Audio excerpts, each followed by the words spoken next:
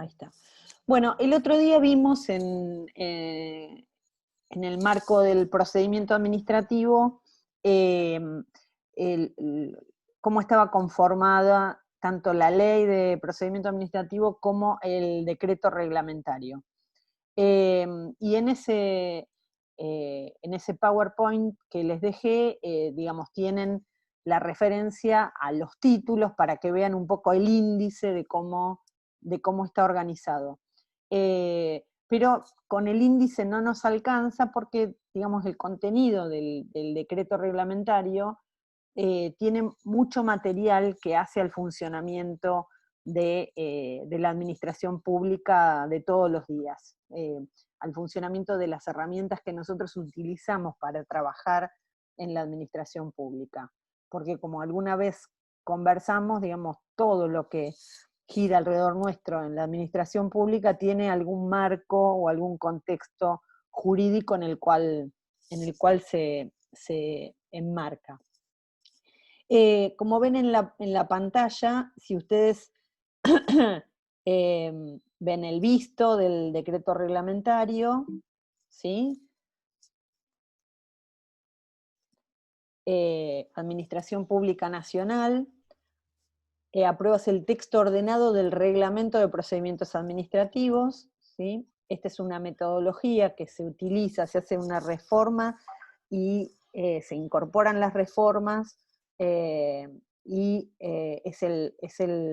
queda con esta denominación, ¿no? El texto ordenado de tal fecha del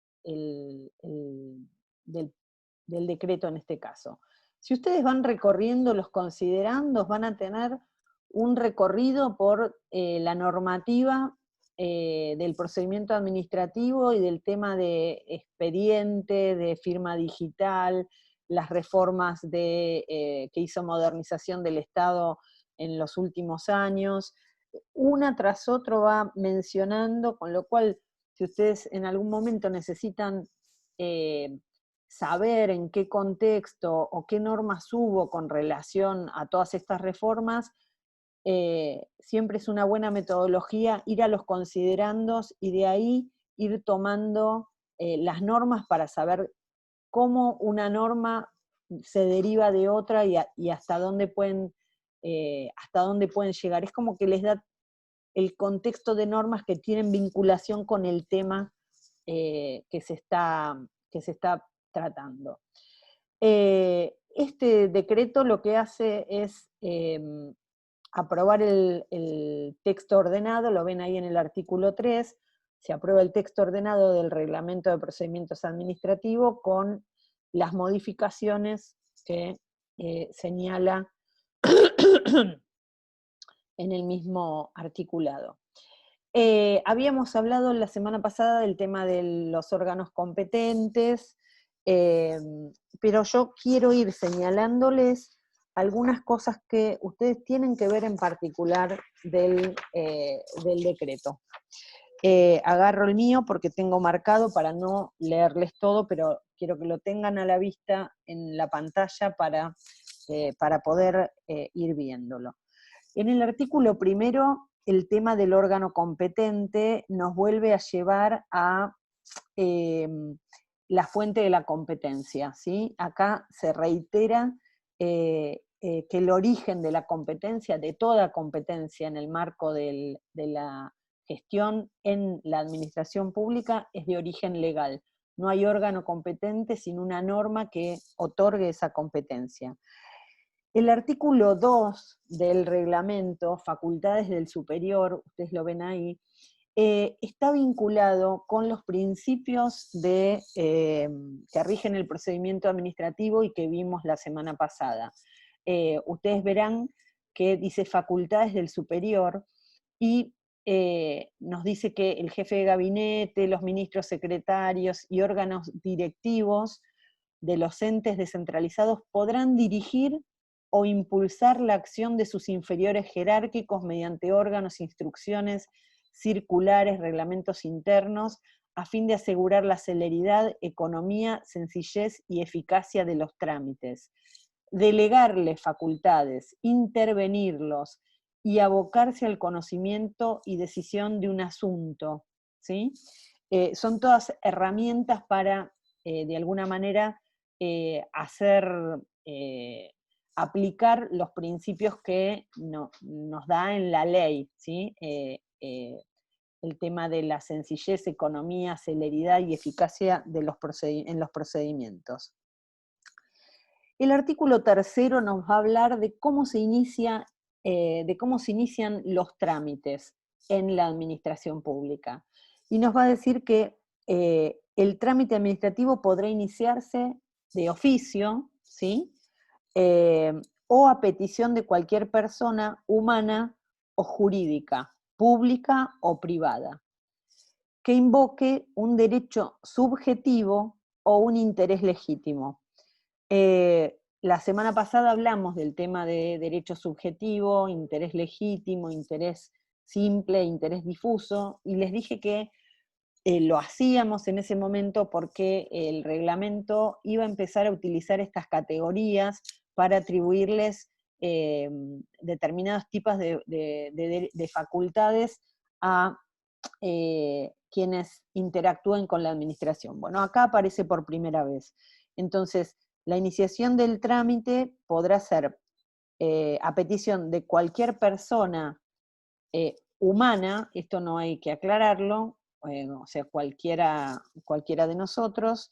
Esta es la denominación del nuevo Código Civil y Comercial, ¿sí? Antes no se llamaba de esta manera, se llamaba persona física, o persona jurídica, ¿sí?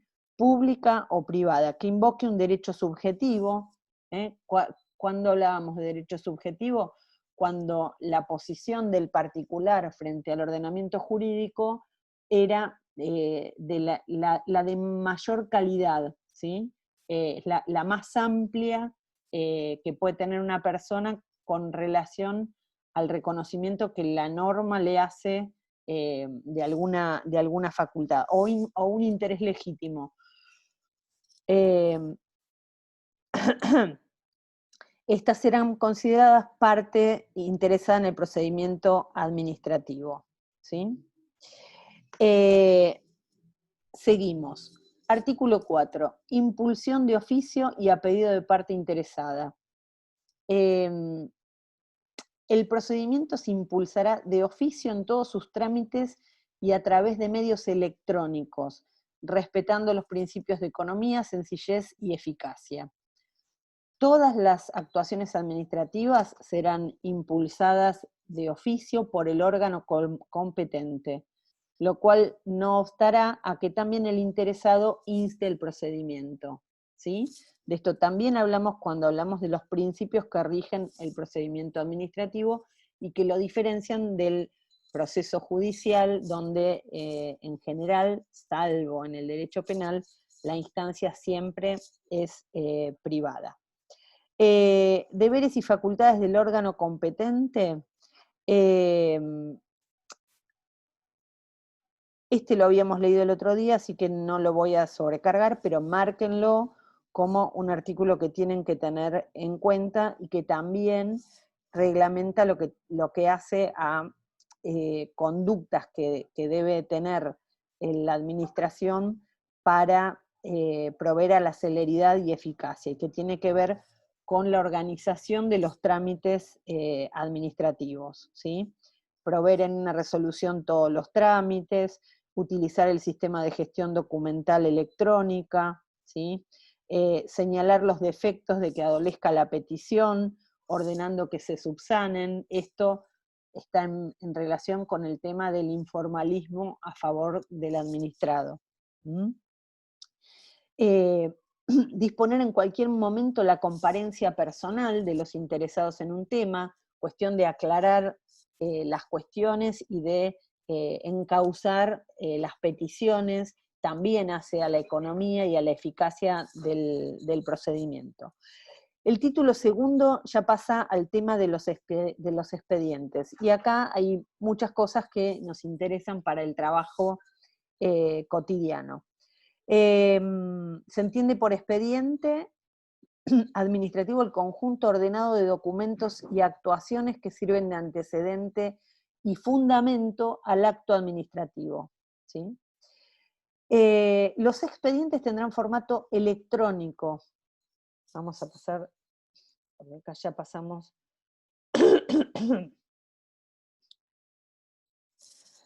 Los expedientes tendrán formato electrónico y se formarán mediante la agregación ordenada de los documentos, pruebas, dictámenes, informes, etc.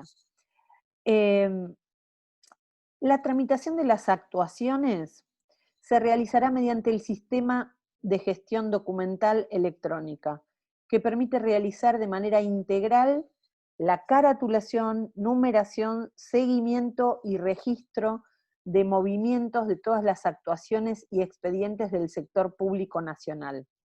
De esto hablamos el otro día y yo les comenté lo que significaba un avance en cuanto a la posibilidad de hacer el seguimiento de un expediente por distintos organismos de la administración pública con el mismo número.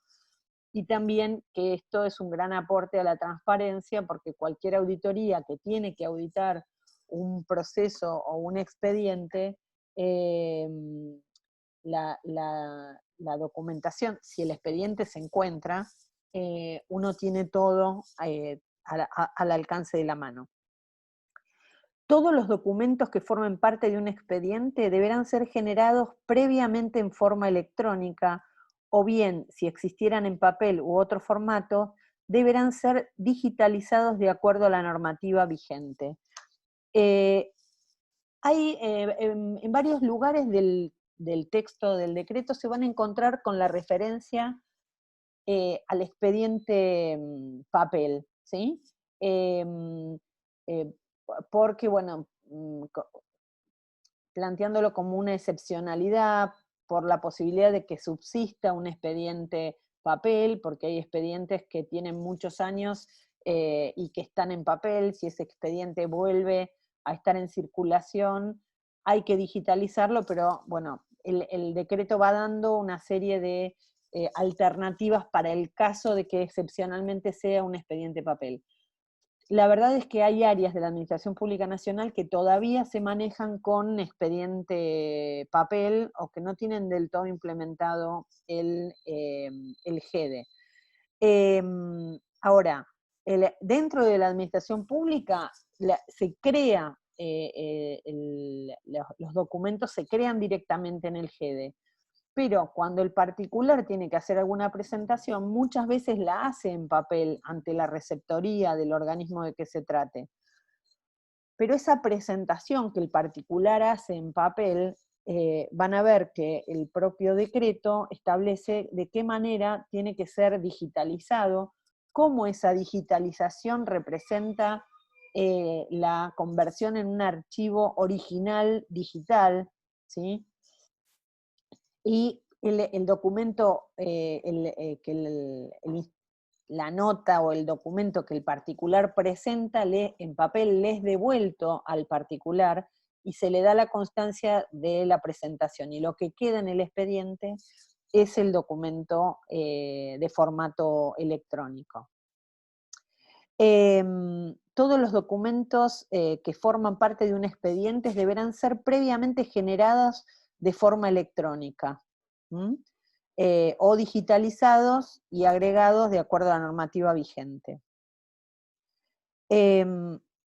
Los expedientes, esto ya está, la identificación única, que es un tema relevante, vamos a ir pasando. Artículo 9. Este es un artículo que también hace al tema de la celeridad de economía y economía procesal. ¿Por qué? Porque plantea la vinculación de los expedientes entre sí cuando tienen peticiones comunes o es necesario unificarlos. Vinculación de documentos al expediente electrónico. Los documentos electrónicos firmados digitalmente se vinculan al expediente electrónico al cual pertenecen. Ustedes saben que tienen varios módulos en el sistema de gestión electrónica de expedientes. Tienen un módulo que es el de comunicaciones oficiales, CC, o que se usa para comunicaciones que son notas y que van de organismo a organismo en general. Pueden ir también dentro del mismo organismo, pero son comunicaciones únicas que no se acompañan a un expediente. Todos los otros tipos de documentos se generan en el GEDO, y para que puedan circular deben ser vinculados por el firmante de ese documento a un expediente. Entonces el procedimiento es: se genera el documento, se firma, y una vez que está firmado y ese documento vuelve a la bandeja del generador firmado, se hace otro trámite que es vincular desde el expediente, se trae ese documento y se vincula.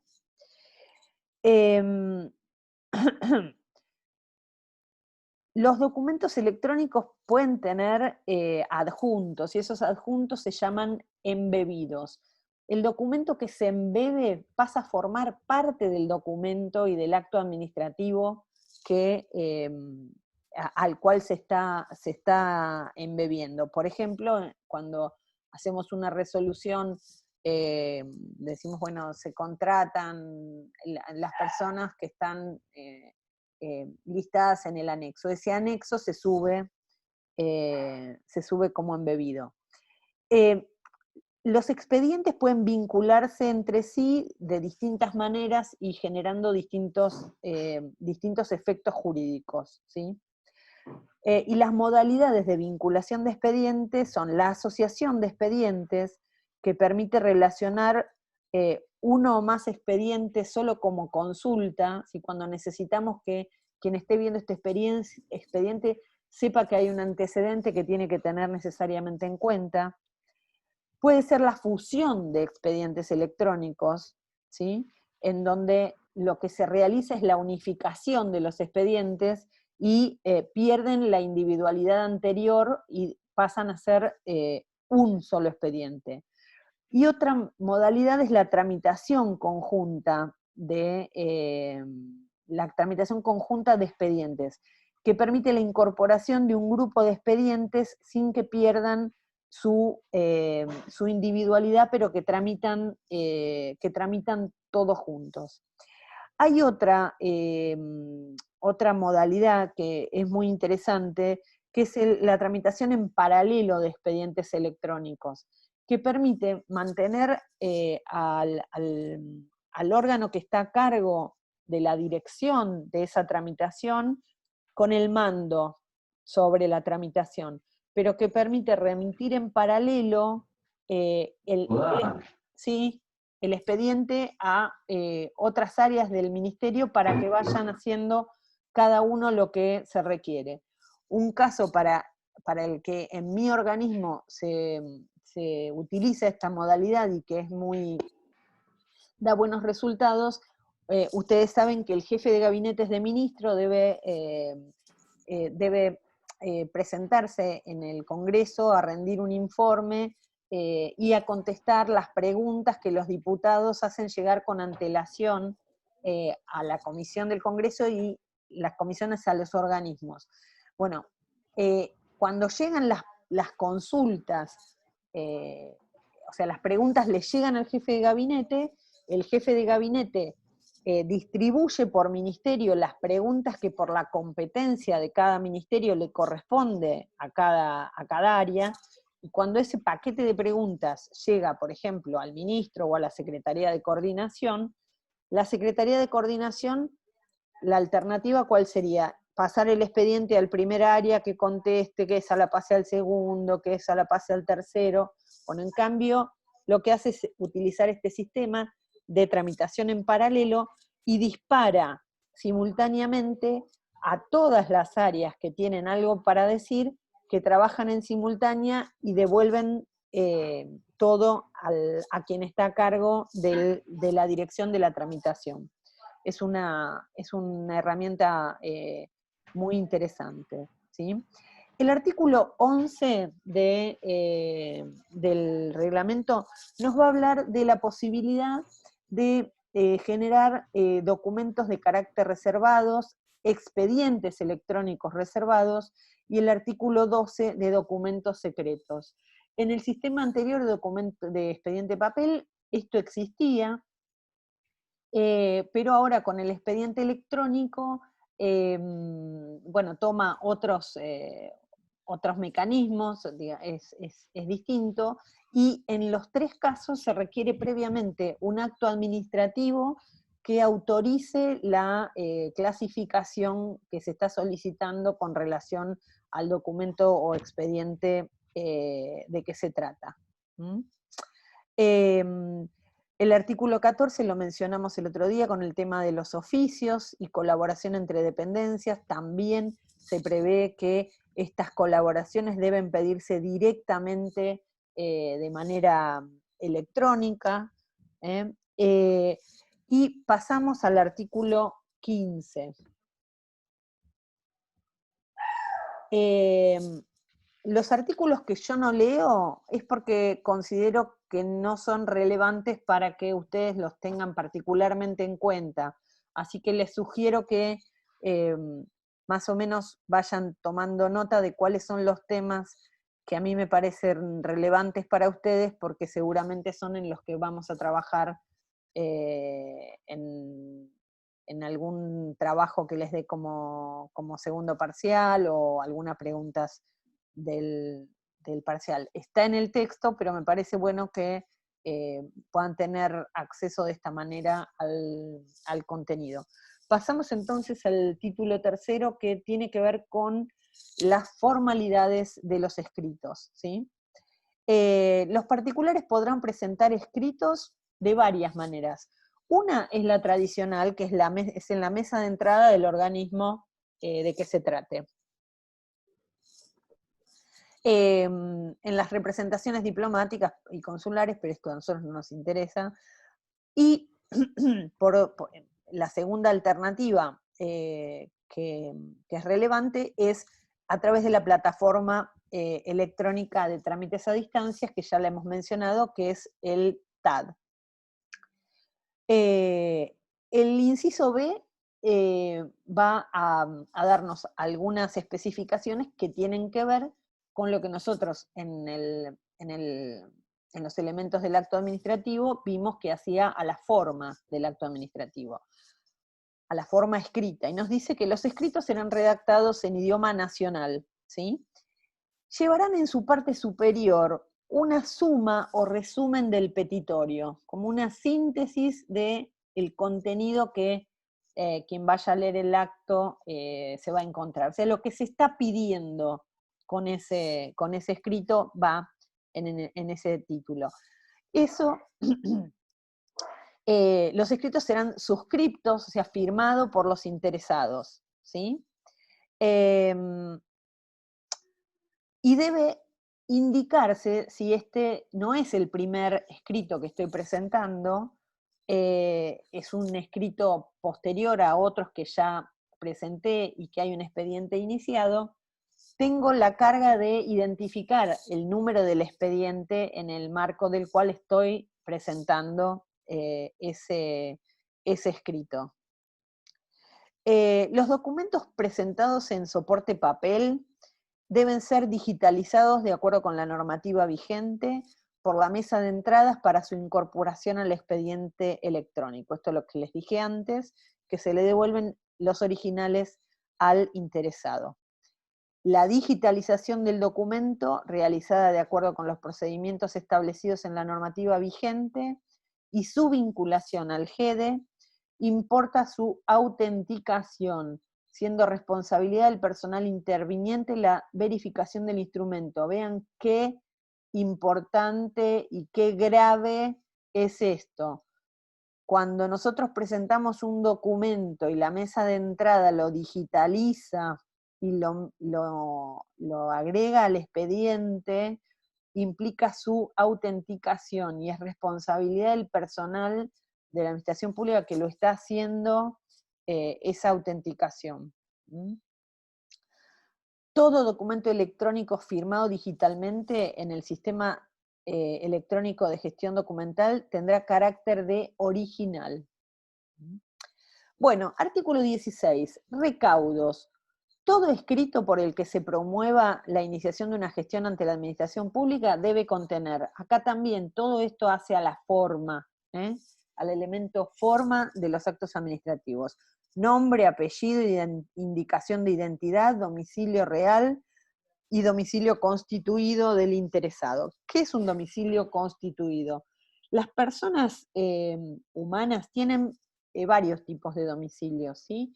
Domicilio real, que es el domicilio de la residencia habitual de la persona, ¿sí? Donde la persona vive, y después puede tener domicilios especiales, que son esos domicilios que se ponen en algunos tipos de contratos, y domicilios constituidos, que son los que son como domicilios legales que la persona declara a los fines de recibir notificaciones en un juicio o en un procedimiento administrativo. Un domicilio que se constituye en el área delimitada de competencia de ese organismo. Entonces, tiene que declarar nombre, apellido, documento de identidad, domicilio real, domicilio Perdón, constitucional. profesora, Sí, una preguntita. sí. Los domicilios especiales, ¿me podría repetir que no llegué a tomar nota? No te preocupes, porque, digamos, fue nada más que como ejemplo. Son domicilios Ah, bueno, especiales los que se suelen, si ustedes ven alguna vez un contrato, se constituye un domicilio especial a los fines de la ejecución de ese contrato, ¿sí? Son sería como, similar al constituido. es similar al constituido. El constituido constituye, También se quiero emplea para recordar. las notificaciones, se emplea para las Exactamente, notificaciones. cuando uno constituye un domicilio, habilita a que ya sea el juzgado, cuando estamos en el procedimiento judicial, o la administración pública, cuando estamos en un procedimiento administrativo, nos notifiquen en ese domicilio. Ahora vamos a ver qué pasa a partir de la existencia de la tramitación electrónica de los expedientes, ¿no? Entonces, Perfecto, muchas no, por gracias. favor, tiene que tener estos datos básicos. En segundo lugar, ese escrito tiene que contener la relación de los hechos y si lo considera pertinente, la norma en que el interesado funde su derecho, ¿sí? Aunque esto no es necesario porque la administración tiene que encuadrar jurídicamente la petición del interesado, pero uno lo puede hacer. Tiene que contener la petición concreta, ¿sí? En términos claros y precisos de qué es lo que estamos pidiendo, de qué es lo que pretendemos con el escrito que estamos presentando. Y por último, si fuera del caso, tiene que contener el ofrecimiento de toda la prueba de la que el interesado quiera valerse, ¿sí? Acompañando la documentación que obra en su poder o señalando dónde está o cómo puede ser individualizada si está en un archivo o en otro organismo. ¿Mm? Muy bien, acá pasamos de largo los artículos que siguen. Sí, vamos a ver lo del domicilio, que con el tema del sistema del GEDO, cuando uno utiliza el TAD, que es esta plataforma a través de la cual puede presentar escritos, y cuando presenta el escrito, el propio sistema le informa el expediente que ha iniciado con esa presentación, y uno ahí constituye domicilio y el correo que está dejando asociado a esa, actuación, las notificaciones son válidas en esa casilla de correo. ¿Mm?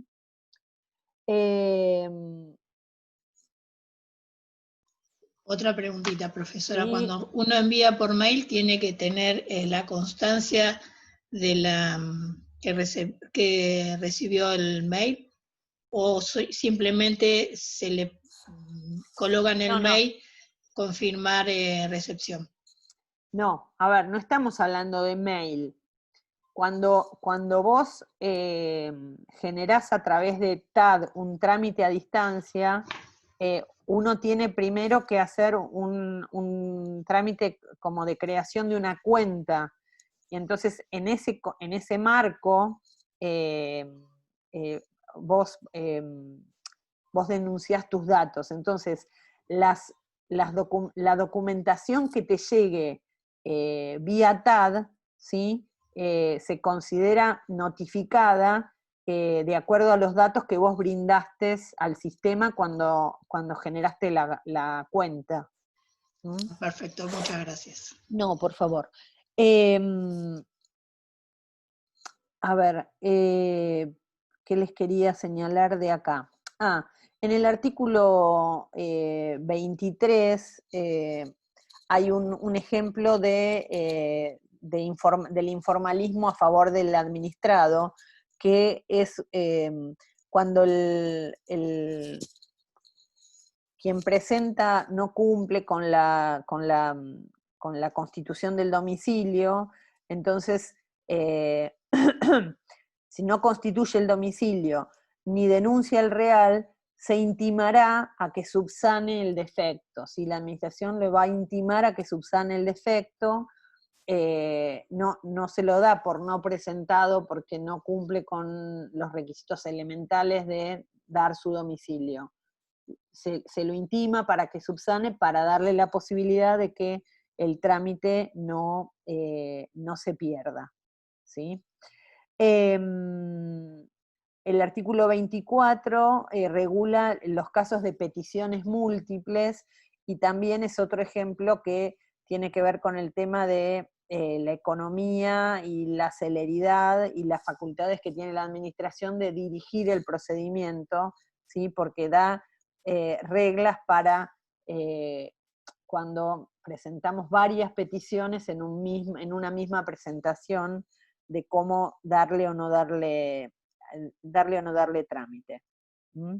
Bueno, esto lo estuvimos charlando recién, es importante, la presentación de escritos, fecha y cargos, y cómo el sistema nos da una constancia de lo que presentamos y nos da el número de expediente.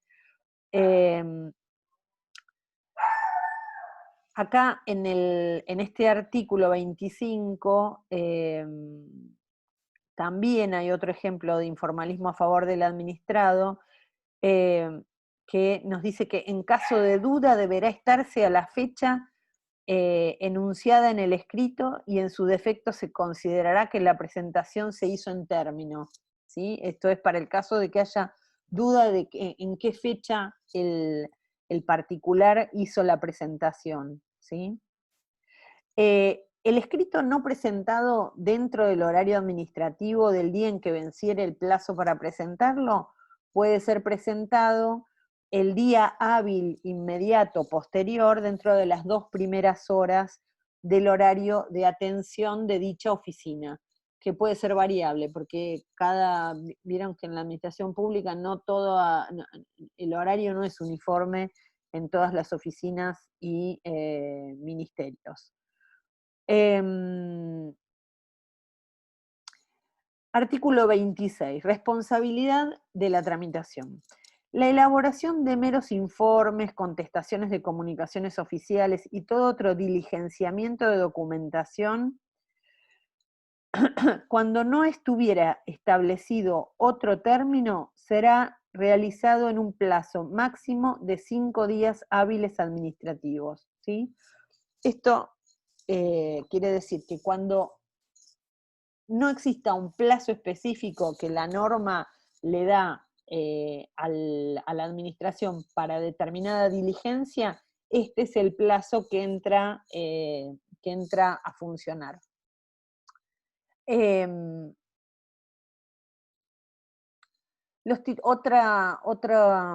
Otro párrafo que tiene que ver con la impulsión de oficio del procedimiento administrativo. Los titulares de las unidades administrativas y el personal que tuviera a su cargo la resolución o el despacho de los asuntos serán responsables directos de su tramitación y adoptarán las medidas oportunas para remover los obstáculos que impidan, dificulten o retrasen el ejercicio pleno de los derechos de los interesados, ¿sí? Disponiendo lo necesario para evitar y eliminar toda anormalidad en la tramitación de los procedimientos, ¿sí? Bueno, entrega de constancias, esto lo conversamos. Actuación por poder, esto no lo vamos a ver, porque no tiene sentido. El tema de las vistas, antes era un tema importante, porque la vista del expediente papel se usaba muchas veces para ganar tiempo, porque suspendía los procedimientos, pero ahora que está el expediente electrónico, si bien uno tiene la posibilidad de pedir una vista de expediente con suspensión de plazos, la vista del expediente se da de manera permanente, o sea, con el número de expediente podemos acceder todo el tiempo a la documentación y a lo que está ocurriendo. Bueno, pasamos al artículo 39, que es una parte que a nosotros nos interesa, ¿sí? Porque, como sabemos, las notificaciones son importantes para poder contar los plazos y mantener vivos nuestros intereses en un trámite administrativo. Esto lo tenemos regulado a partir del artículo 39.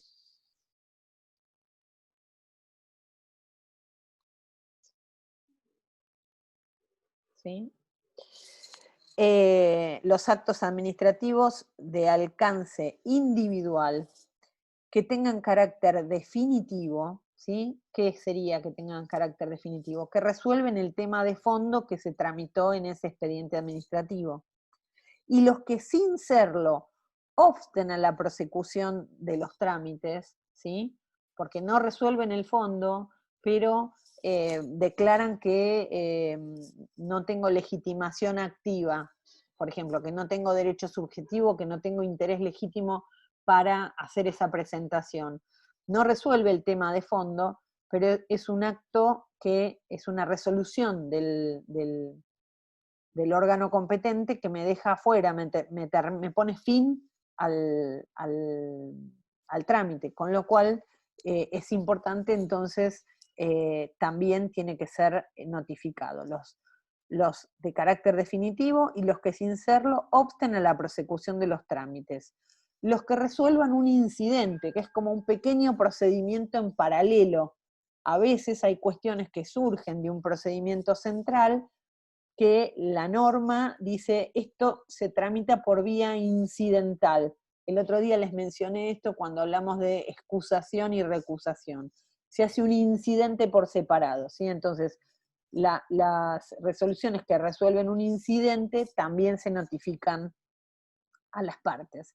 Y la verdad que esta enumeración, digamos, es más amplia de lo que parece porque en el inciso E dice todos los demás actos que la autoridad dispusiere que es necesario notificar. El plazo para diligenciar las notificaciones de las resoluciones que dicta un órgano administrativo es de 5 días hábiles administrativos computados a partir del día siguiente del acto objeto de la notificación. No hay un solo instrumento por el cual se pueda notificar una decisión, un acto, un instrumento, un acto administrativo. Hay varios mecanismos que la ley prevé. Lo que se requiere es que sea un medio fehaciente de comunicación de ese contenido. Entonces, que dé certeza de la fecha en que el interesado recepciona ese instrumento. ¿Por qué? Porque esa fecha va a ser la fecha a partir de la cual van a correr los plazos, si los hubiere, de los medios de impugnación que el interesado puede plantear contra ese acto que se está notificando. Entonces, las notificaciones podrán realizarse y ahí tienen varios instrumentos. Por acceso directo de la parte interesada al expediente, yo parte interesada puedo entrar y puedo presentar un escrito diciendo me notifico de la resolución de Fojas tanto y quedo notificada. Por cédula, el organismo puede librar una cédula de notificación para notificar al interesado. Por telegrama, por oficio, por carta documento, ¿sí? Por TAD, ¿está? El 42 se refiere a la publicación de dictos, que es un medio para cuando la persona no se encuentra y no hay domicilio registrado. Bueno, no tiene sentido que nos metamos en eso. Sí vamos a pasar al artículo 43, que es el que nos dice cuál es el contenido de las notificaciones, y que esto también lo hemos visto varias veces, ¿sí? La notificación tiene que transcribir íntegramente el acto administrativo, ¿sí?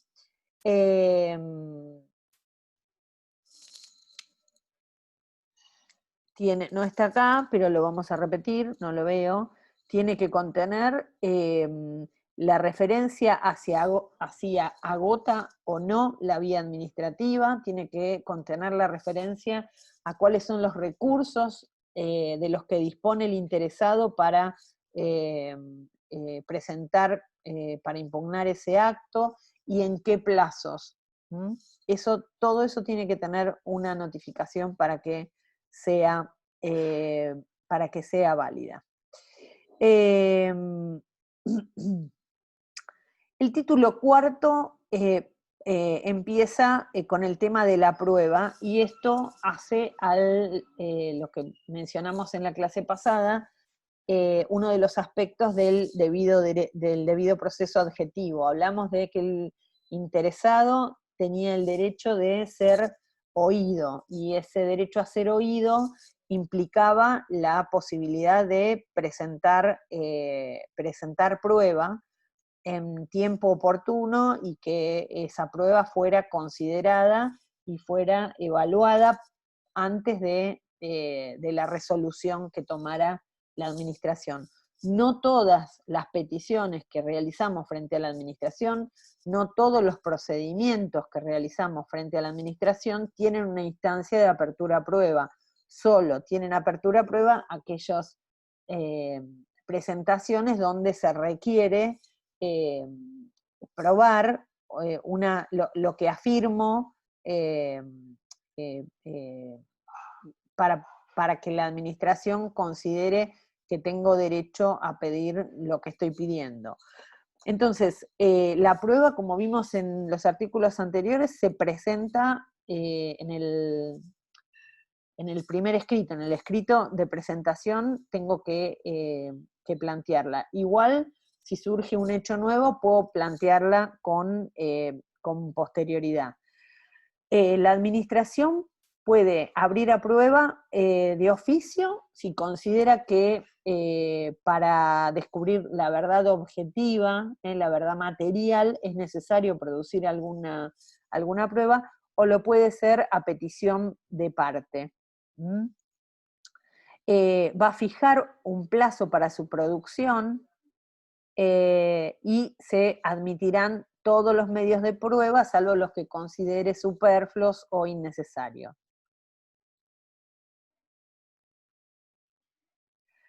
El artículo 48 se refiere a informes y dictámenes que la administración puede pedir para esto que decíamos recién, para llegar al conocimiento de la verdad jurídica objetiva. Se pueden ofrecer testigos. Los testigos se ofrecen, se citan a una audiencia, en la audiencia se interrogan y se hace un acta de todo lo que el testigo, todo aquello que se le preguntó y todo lo que el testigo contestó. Los particulares pueden presentar peritos, o sea, hay casos que son de complejidad suficiente como para hacer meritorio la presentación de alguna pericia, pueden presentar las partes prueba documental, y cuando se termina de producir la prueba, esto el otro día lo comentamos, las partes tienen un plazo de 10 días para presentar los alegatos, ¿sí?, sobre esa prueba producida. Hablamos también de la prueba para mejor proveer como una de las características en donde se ve esto de la impulsión de oficio, que está en la última parte del artículo 60 y lo vimos la semana pasada. Bueno, esto nos deja a las puertas del recurso de queja y del resto de los recursos que vamos a ver en la próxima clase ya con todos sus compañeros incorporados. Hay en el reglamento una parte que es una parte general sobre los recursos y después hace un análisis o una regulación de cada uno de los recursos de que disponemos para impugnar en el marco de lo que es la vía de los recursos administrativos para el agotamiento de la instancia administrativa. Así que por hoy vamos a dejar, tengan esto presente, sobre todo en los temas en los que hicimos hincapié, y bueno, nos encontramos nuevamente no sé si hay alguna pregunta, y si no, nos encontramos el miércoles que viene. No, profesora, está bien. Bueno, les mando un cariño grande y que tengan un buen fin de semana. Gracias. Muchas gracias, profe. Gracias. Hasta luego.